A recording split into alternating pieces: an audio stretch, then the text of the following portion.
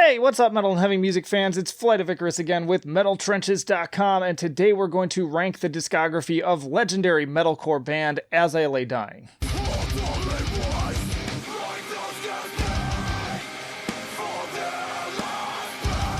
And hey, if you'd like to be kept up to date with the best and brightest metal bands and albums from the underground and above, then stick with me by hitting that subscribe button down below. Alright, but let's get right into it. We're going to start with their debut album, which is one that not as many people talk about. A little bit kind of smaller side. Wasn't their breakout album. It's Beneath the Encasing of Ashes. And this is an okay album. It feels very much kind of like a demo. In fact, there are sort of early versions of some of the songs that will show up later. But as far as albums go, it's probably their weakest. I'm kicking myself a little bit when I talk about this one because I actually had all of their CDs, including this album. I remember when I got into Frail Words Collapse, I was like, oh, I'm going to get everything I can from this band. And I ended up picking up this album and then I traded it. And now it's actually a little bit harder to find and actually sort of worth money. Not like tons of money, but just for completionist's sake, I feel like I should still have it and I don't. But anyways, I'm going to go ahead and throw that at D. But I'm going to move right on from that one, get into the meat of things, because I want to get into their breakout album, which is Frail Words Collapse. This is when they really started to getting notice. People were taking attention. And man, this was a big album for me. I remember going to Hot Topic, and this is how I used to get albums back in the day. Like, I go to Hot Topic, and they had that shelf with about, 9 albums or so in a grid, and you could sit there and listen to the latest stuff that they had. And I listened to this and was just absolutely floored. But then they had this and Bleeding Through's breakout album, This Is Love, This Is Murderous. And I had to choose between the two of them because I only had enough money for one. And I'm forgetting now which one I picked. I think I actually went with Bleeding Through and then came back and picked this one up. But in any case, this album is so good. And just an absolute legend in terms of the songs you've got here. That opening riff from 94 Hours. I mean, you can't listen to that and not get serious nostalgia vibes. Man, I'm forgetting how the drum tone is on this one. That bass drum has that weird tone to it, but it's just got a certain charm to it. I tried to learn pretty much all these riffs because I was trying to learn a lot more guitar at this time. But this was metalcore for the longest time, way before gent kind of took its hold on the genre. That was the riffing style, was a lot of hammer-ons and pull-offs, a lot of kind of Gothenburg influenced riffs as well. And then you've got Forever, another classic. Definitely learned this riff. And it's all very kind of simplistic. It's a little bit sophomoric, honestly, too, looking back on it now in terms of how far the genre has come, I would say. Even this band's guitar work just gets way better from here.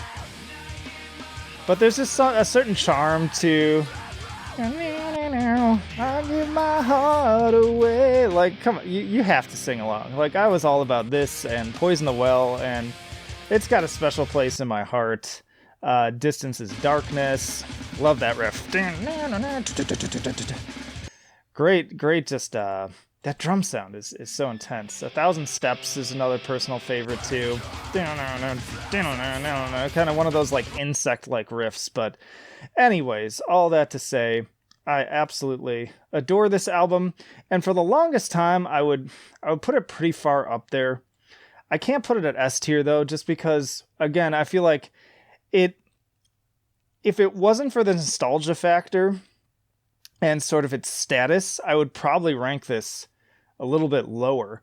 But I'm kind of toying at an A or a B, ultimately, if I'm really trying to be as objective as possible. Even though it's one of my favorite albums to sort of re-listen to. I'm going to put it at A for now. But again, I'm kind of toying with putting it at B, just thinking forward to these other albums. But anyways, let's move on for the sake of time. And this is going to be a controversial discussion. If you saw my video on my least favorite albums from great bands, this album was included. I am not a huge Shadows Are Security fan. I know some people absolutely love this album. Some people say it's their best album. Me, I think it's just okay. It's got some good cuts on it. I love Confined. Great single. It's got this big build-up at the beginning. Great riff, too.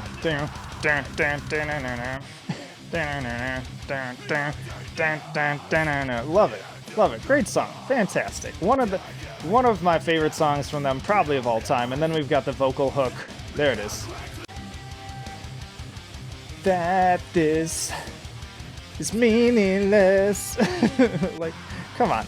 So much fun. And then I really like Empty Hearts. That's probably my other favorite on this album. Another good riff. Lots of great chugging, breakdown-y parts. Very fun. And then other good songs, too, that aren't necessarily my favorites, but are also great. Reflection. Great driving riff on this one.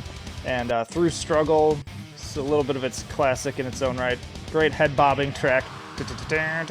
Great, there's those Gothenburg harmonies coming in. I love that meme. It's like somebody's stealing somebody else's work, and it's like metalcore bands stealing from At the Gates. It's true, but it spawned so much good music.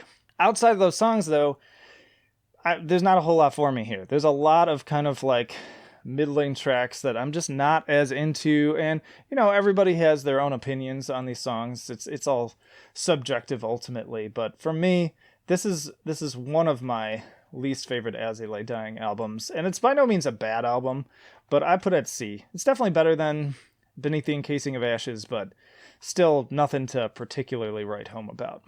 And to further that opinion more, we get to An Ocean Between Us, which, Jesus, this album was just an absolute legend. I remember when I first picked it up from the store, we took a like group trip to Target from the dorms, and so we all took somebody else's car, and I convinced the driver to let me pop this in because I just bought it there, and I remember being a little bit disappointed, actually, but not anymore. Like, so many, like every song in this album is a single. I remember there were music videos for like everything. You could not escape it.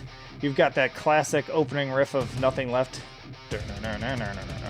And then it just builds and builds. Like for me, this is when As They Lay Dying became a like fully fleshed out, fully matured entity. And the vocals so much stronger on this album too. Like kind of almost deathier delivery. Like, it's clear that they had been really working hard. And then the riffs on this album are just undeniable. And the group vocals here, for their last breath.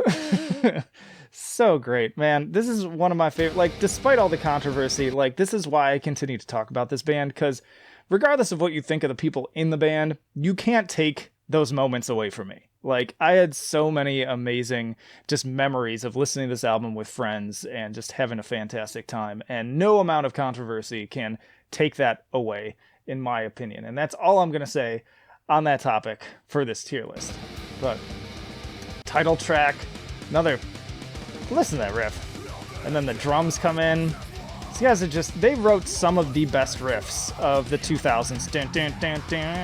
This was another one I tried to learn. Much more difficult than the other ones. Like, it's, again, sing-along moments. You got Within Destruction. Man. I get chills, like, pretty much listening to these albums. Again, this part too, like, and then this Forsaken has this long build too. Right into another amazing riff. Like, everything is a hook. God, I listen, it's hard for me to just listen to little pieces of these tracks. Another one of my, see, like, they say about chips, you can't have just one chip. Like, you're gonna keep eating them, and I feel the same way. If I listen to a 5-second snippet of any of these songs, it just makes me want to sit here and listen to the whole album. And if I wasn't going to get copyright claimed, I'd be more than happy to do like a full commentary for this album. If that's something people would be interested in, and me like doing a like standalone commentary with no audio, and then you can sync it up while listening to the album, I would totally be into that. I just don't know how many people would actually listen to it.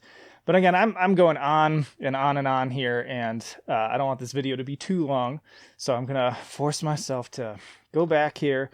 And just all that to say, S tier, fantastic. As They Lay Dying's best album, if you ask me. No question. Let's keep on trucking, though. So that was 2007. And then we move to, scrolling the wrong way here, 2010 with the Powerless Rise. I'd kind of like fallen off the band for a little while. I can't remember exactly why at this point. I'd kind of fallen off of like hardcore following music I was kind of getting started with my career and a bunch of stuff and kids and everything, but I came back around, and this is another I was amazed with just how good this album is, how well it holds up to their other material. More amazing riffs.